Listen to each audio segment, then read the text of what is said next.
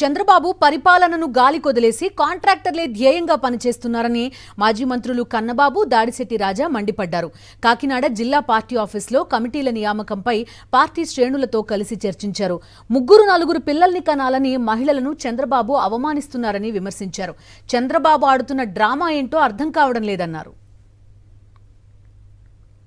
రాష్ట్రంలో విచిత్రమైన పరిస్థితులు చూస్తున్న పరిస్థితి కనబడుతుంది.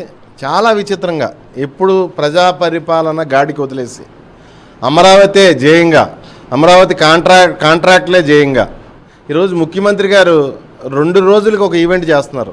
మొన్న అనుకుంటా ఒక వారం రోజుల క్రితం ఒక ఈవెంట్ చేశారు. ఆ ఈవెంట్లో ఆయన 3 కంటే 30,000, 4 కంటే 40,000 అని చెప్పేసి ఒక పాట పాడడం జరిగింది. ఈ రాష్ట్రంలో ఉన్న మహిళలందరినీ కూడా తీవ్రంగా అవమానిస్తూ, ఎందుకంటే పురుషుడితో పాటు సమానంగా మహిళలు ఉద్యోగాలు చేస్తున్నారు, పురుషుడితో పాటు సమానంగా మహిళలందరూ ఈ సమాజంలో తిరుగుతున్న పరిస్థితి. కానీ మన ముఖ్యమంత్రి గారి దృష్టిలో మహిళలంటే పిల్లలు కానీ యంత్రాల్లాగా మాట్లాడడం జరిగింది. ఈ టక్కుటమార విద్యలో ఆరితేరిన చంద్రబాబు నాయుడిని ఎదుర్కోవడం అంటే ముందు ఆ ప్రచారాన్ని ఎదుర్కోలేని పరిస్థితిలో ఉన్నాం. మత్స్యకారుల సేవలోనంట ఇప్పుడు ఆయన చెప్పారు కదా, అసలు మత్స్యకారులకు సేవ, మత్స్యకారుల శాపమా?